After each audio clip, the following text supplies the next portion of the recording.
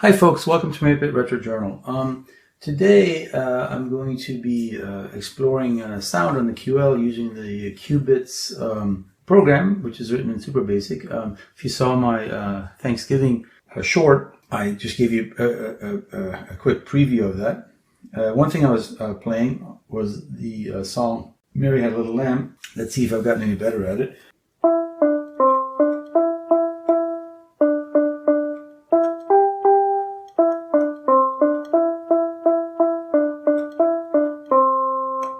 So yeah, I have improved. The program I've loaded currently on here is actually the basic version, so let me show you what that sounds like. And you can see that it's not very good. It's too slow. And so what I actually had to do, it's dragging. And this is at the highest bit rate, speed, so I have the tempo at 240 beats per minute, which is obviously not what this is.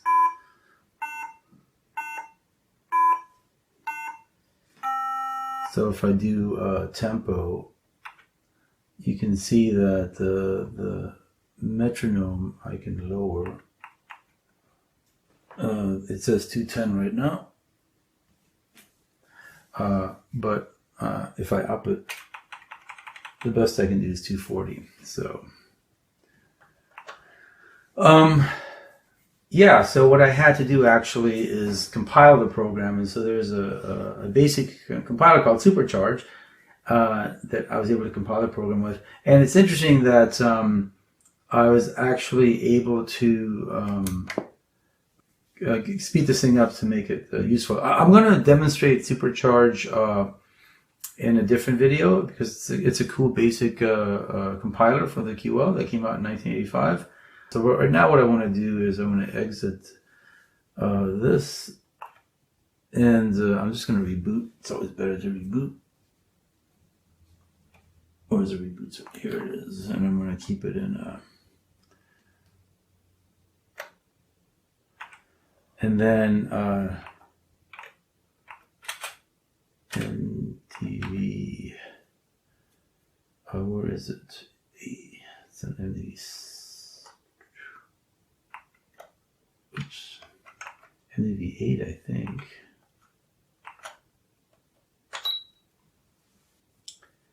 It's either MDV8 or MDV7. I have the executable. Yep, MDV8. So it's the QL Sounds V5 EXE. So if I execute this, and I'm going to do the exec W version.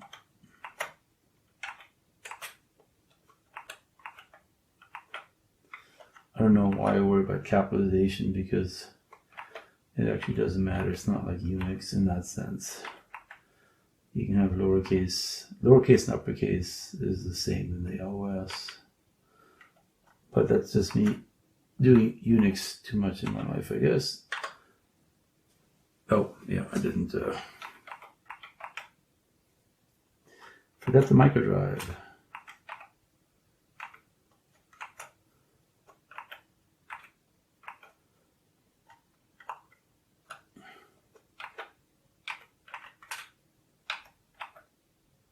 Version 5 EXE. Did I get it right this time? I did not get it right this time. It's actually exec W space MDV8 QL Sounds V5. That should do it. You'll see when I play Mary Had a Little Lamb, it's actually going to be. So I want MDV5 and then hit space and load. The first one is Mary Had a Little Lamb, and then it has two screen modes. So this particular screen mode that you're seeing currently allows you to change the notes so that you can have the notes have a different sound to it. And I'll demonstrate that. So you have basically two sound tables. Table A is the traditional piano one, and table B, I think it's currently the way it's defined is sort of sounds like a video game, I think. And I'll show you both. I don't know enough about music to be able to change the notes. As I played with this, I feel like some of them aren't properly defined because they they don't align with my Casio keyboard. So if I change mode, it's a little faster now, and you'll see that's especially when it goes to playing the music. It's actually going to sound reasonable at speed. Now these are all quarter notes, and one thing I've discovered is that you actually have 8th and 16th notes, and even 32nd. Although this particular program can only do those two. Let me play it now. Yeah, so that sounds reasonable. And again, what's cool about this is I actually have this sheet music. Let me see what you can see here. And so all I have to do is enter that sheet music in the program, and it'll actually play. So that's sort of a way that you can learn about music, because as I was playing with this, I actually learned a lot about, well, I don't know, maybe didn't learn a lot, but I learned some about the different types of notes that are sort of at the, let me use a pencil here to poke at my screen, that are at the bottom here. So you have all these, if I were to use, you can see that minim dot, semi-brev. All right, so you have all these types of notes, and then breaks and rests. And they all have a different meaning. And actually, if you go down from the quarter note, so this one, I think it means that with the dot that it's a quarter note, but you extend it. This is an 8th note, and then that's a 16th note. So, and this is an 8th note that you extend. So there's a dot on it. And so, learned a bit about music. And so when I explored this, I actually wanted to transcribe a particular tune by one of my favorite YouTubers, Perifractic, aka Chris Simpson from Retro Recipes. And he has a lot of chip tunes that are sort of catchy, and that he runs actually off of the Commodore 64 using the SID chip, which is much more powerful, the SID chip is, than the QL can do on its little beeper speaker. I will say that one thing I want to explore in the future, which I might have mentioned in the past, is just like if you saw my ZX81 videos where this thing can output digitized sound on its mic port, the QL doesn't have tape read in and out, but it does have network ports, and they're both actually use the same sort of jack as this, I think it's 1/8 inch jack to do networking, and it's actually doing it in analog. And so folks actually have written tape readers for there's a Spectrum emulator that runs on the QL, and they can actually load in tapes through the network port. And then there's also this sort of generic tape reader that was worked on in the early 80s that can read in sort of a standardized tape mode. I forget what it's called. I'll put it in the comment. And so both of those use the network port with maybe a resistor. So with a little bit of circuitry to clean up the signal, but it's really just a resistor, I think, to output. And so you should be able to digitize audio. It may not sound great, but so you can maybe do more than just the speaker on the QL. So I always find that interesting when you can utilize some feature of the machine that you didn't think you had before. But right now, what I want to do is see if I can transcribe one of Perifractic's tunes on the QL. And so let me go show you what I did, and then I'll come back. So if you go to perifractic.com, which is Christian Simpson's website, he has links for his YouTube channel, Retro Recipe, as well as some of the other things he's done. And then also music section. If you go here, you'll see that he has some links from his channel. And this is one where he's used as an intro to his videos. And I remember, when I first got back into retro and watching his videos, every Saturday afternoon, this is what you Once you heard this particular tune, you got really excited about the upcoming video. There's a riff here that.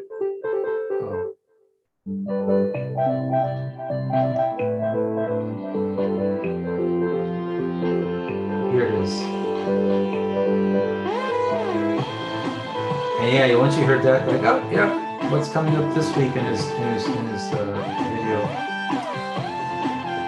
And I felt that was going to be a little too hard for me to try to capture and also try to play on a deeper speaker on the QL. So then I saw this one, and I've heard this one on his channel as well.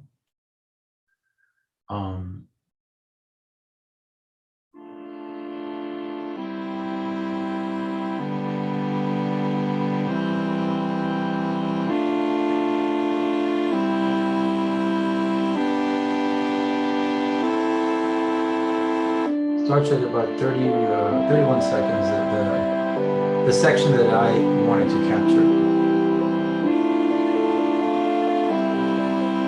And you can see he's actually showing you what he's doing on the keyboard. That's another way to figure it out.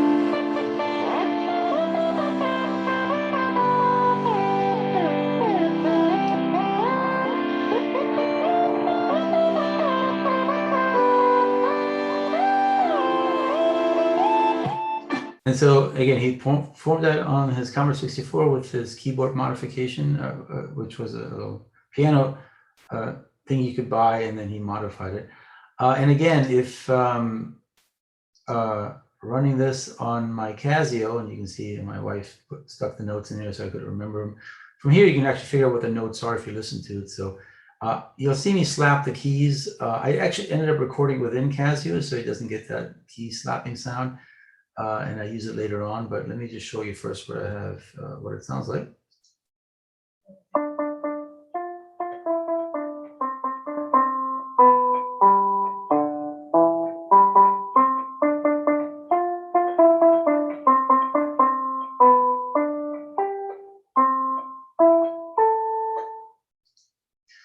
And so that was, and I did it a couple of times. I don't think I recorded this one, but I recorded another one.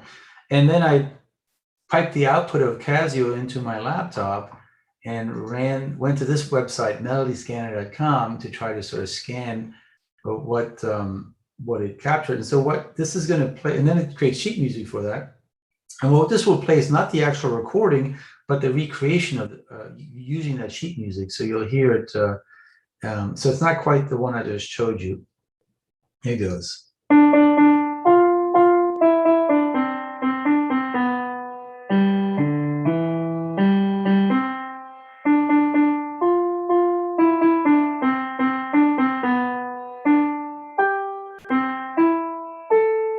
You can see at the end there, I kept stumbling. There was a bit more of a pause in the one I just showed you. And yeah, so from there, and then these are the notes that I ended up typing into the QL. What's a little confusing is, so, as I said, I do understand quarter notes and half notes, but what's a bit confusing, so these are eighth notes, is that not everything sort of adds up. And you can see that if these are the quarter sections, that not all the notes, some notes are in between the beats, and so that's sort of why you can have more than the notes don't necessarily add up, and so the in terms of, like, if you look here, I have a quarter note, I have 2/8, which is a quarter, and a quarter. Well, that's a full, so that's 4 quarters, and then I have a little eighth hanging there. But again, these are sort of in between as well. So, but what I learned is what the dots mean in terms of holding the note a little longer, etc. So some of these is still a little beyond me, and there's also the fact that it's hearing 2 notes here, I guess, because you have I'm only hitting 1 finger, but it's sort of capturing 2. So there's also cool here where you can do the piano roll. So if you play this one, you can kind of see what is going on.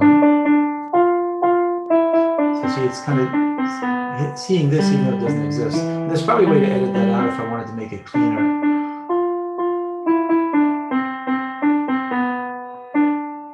But when I transcribed this for the QL, I only used the top parts since I knew what the notes would be. So anyway, so that's what I did. So yeah, let's go back to the QL and see how that came out. So what I ended up doing, my initial try is once I was able to figure out what the notes were, I then transcribed it using the sheet music that I thought it was into the QL, and here's what it sounds like.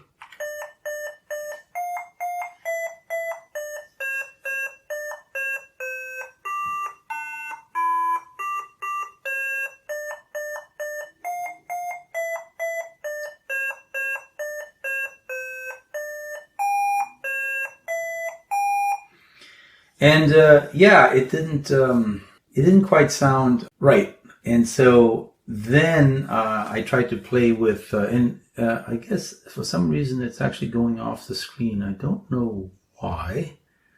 I used, well, I think I did this on an emulator in monitor mode. So I think there's a couple of notes off to the side that I can't see. But let's see what it looks like when I'll load in the next one. Load, and it was 2. So here what I tried to do is I was just playing around with 8th notes and 16th notes to see if I could get this to work a little better. And let's see what this sounds like.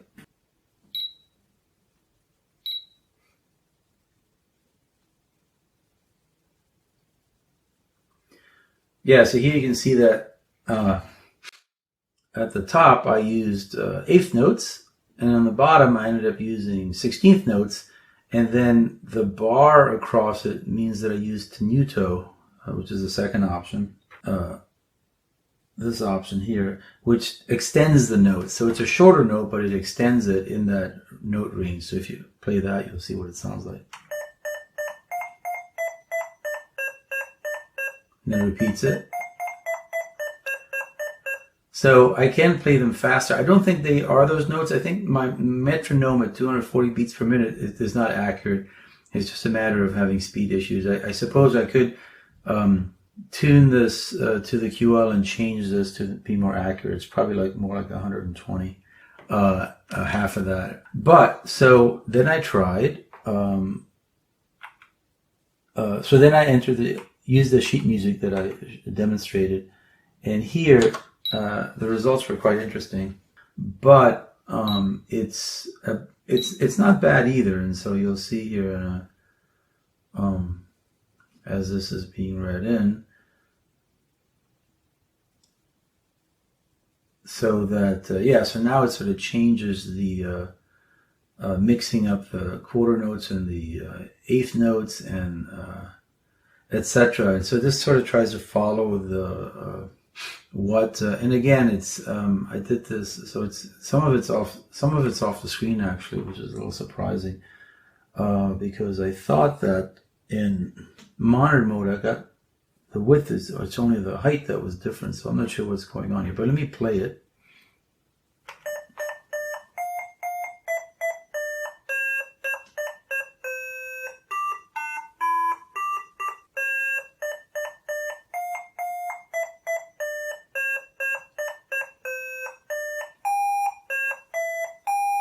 So yeah, that was about as close of and as I could get. But yeah, so these notes follow the notes that I got from the sheet music of my playing it on this Casio keyboard and then transcribing it in. So yeah, it sounds. I'll play it one more time.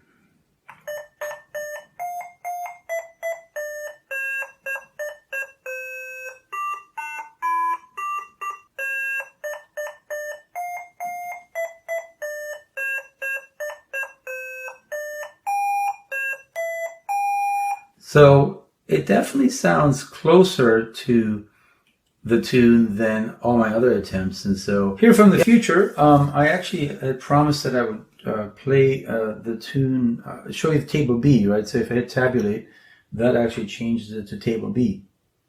And so now, this is again the same tune that I just played for you previously. And now it has defined the notes differently. And that's what it allows you to do in the other mode. So let me play this real quick. And you'll see it sounds like there's noises from a video game.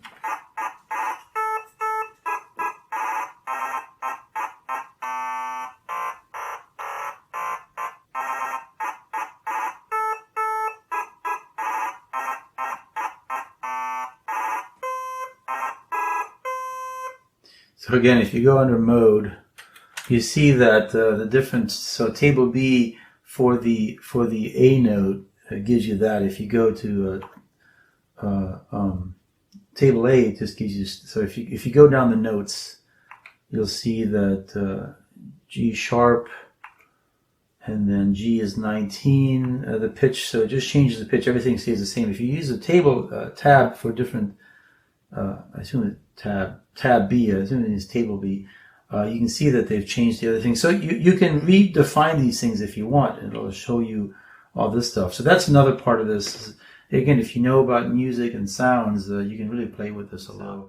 Yeah, I definitely learned a bit more about music and how hard it is to not only write sheet music but read sheet music, and the fact that to me these are all supposed to be quarter. Well, in this case, if you have quarter notes, like this one makes sense to me because this is a half note, 2/8, and a quarter, so that makes it a 1. But here you've got a quarter, 2/8, and then so that's 2 quarters, and then 3 and 4 quarters that are extended, but then you have that 1/8, so it seems to be a full note and an 1/8, and then as you move on, you have, and again, I'm a little surprised that the sheet music sort of ends.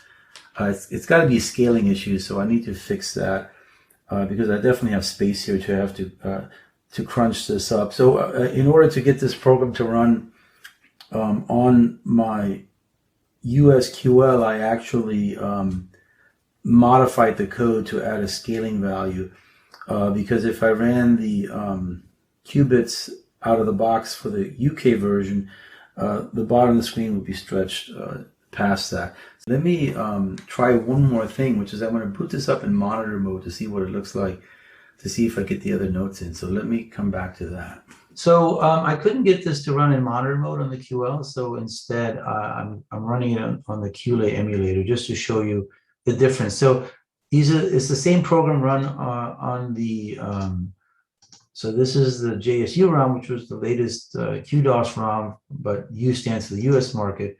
And this is just the JS ROM. Everything else is the same. And you can see, and I modified the program to add in this line that says inver is a built-in variable in QDOS that gives you the ROM. So if it's JSU, I set the scaling factor to 84%. Otherwise, it's 100%.